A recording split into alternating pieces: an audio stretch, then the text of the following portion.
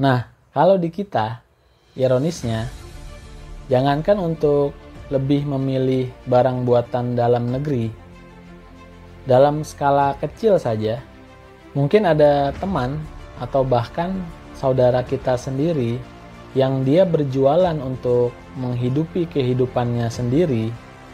Kita nggak mau beli apa yang dia jual dengan alasan mungkin lebih mahal atau kualitasnya mungkin juga lebih rendah dibandingkan dengan barang lain yang biasa kita beli di luar.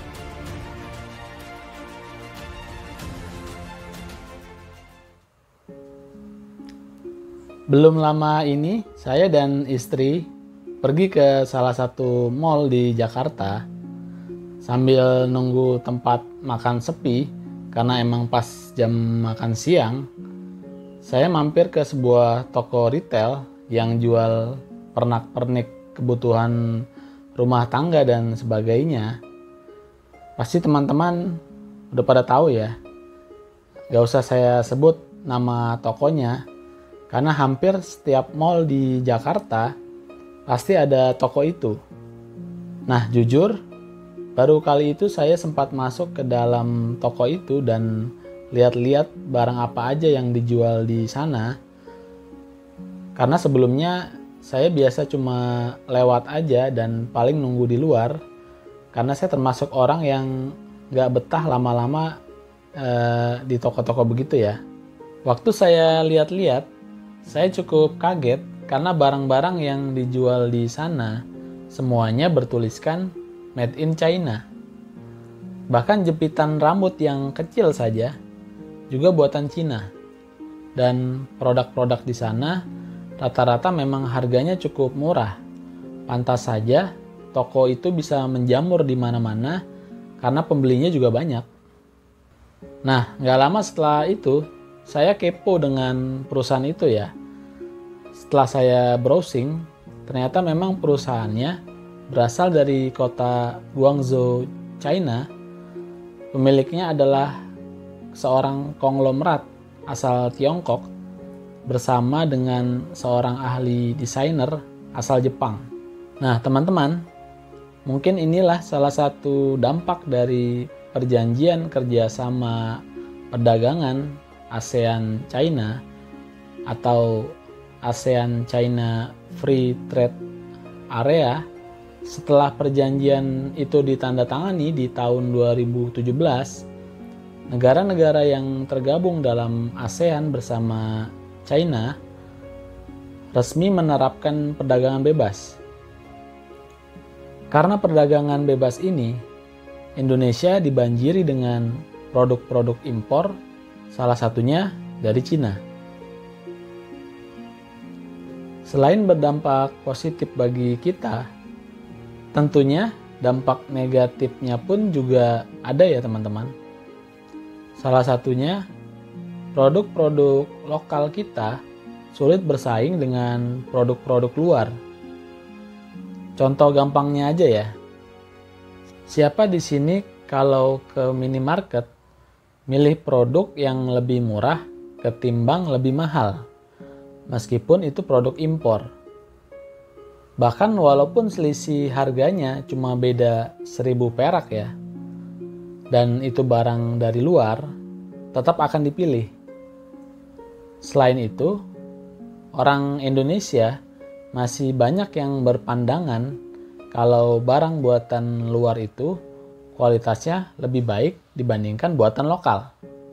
Nah, teman-teman, lagi-lagi sepertinya kita harus kembali belajar dari Jepang. Orang Jepang itu mungkin ada yang belum tahu ya teman-teman. Mereka adalah warga negara yang sangat cinta pada produk dalam negeri. Jika orang Jepang belanja, mereka akan memilih produk dalam negeri mereka. Orang Jepang akan tetap membeli produk lokal meskipun harganya lebih mahal dan kualitasnya lebih rendah dibandingkan produk luar. Rakyat Jepang percaya dengan membeli produk dalam negeri, Mereka dapat membantu ekonomi negaranya. Karena konsumsi produk dalam negerinya besar, para produsen lokal lebih bersemangat membuat barang-barang yang lebih banyak dan berkualitas. Ini karena para pengusaha Jepang sudah punya pelanggan setia, yaitu warga negaranya sendiri. Maka tidak heran Jepang termasuk negara dengan perekonomian terbesar di dunia. Bahkan negara ini sudah menghasilkan perusahaan raksasa kelas dunia, sebut saja Toyota, Mitsubishi, Honda, Suzuki, Kawasaki, Sony, dan lain-lain.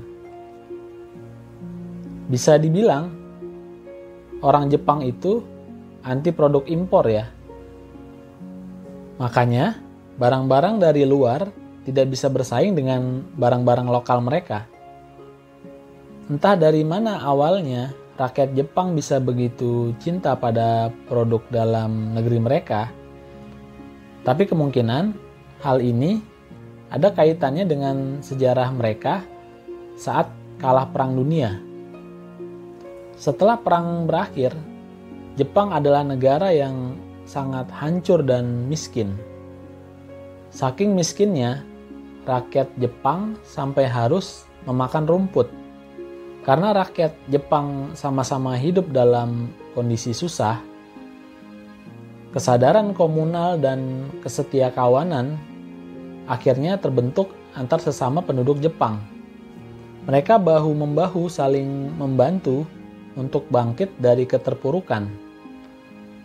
Salah satunya, mereka akan mengkonsumsi barang buatan sesama rakyat Jepang dengan tujuan ingin saling membantu. Akhirnya, kebiasaan baik itu berdampak positif bagi kemajuan negaranya, yang akhirnya membuat masyarakat Jepang cinta pada produk dalam negeri.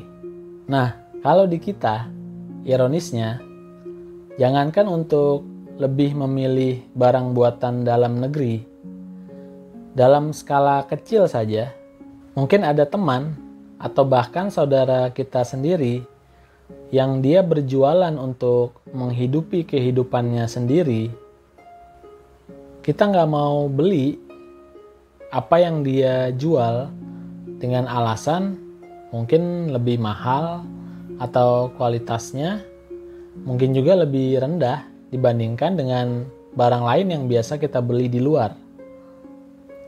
Padahal menurut saya, jika setiap dari kita terbiasa membeli apa yang dijual oleh teman kita atau bahkan saudara kita sendiri, lama-kelamaan akan terbentuk yang namanya kesadaran komunal, yang ujungnya akan tercipta kesadaran masyarakat secara nasional untuk lebih memilih produk lokal dibandingkan produk luar.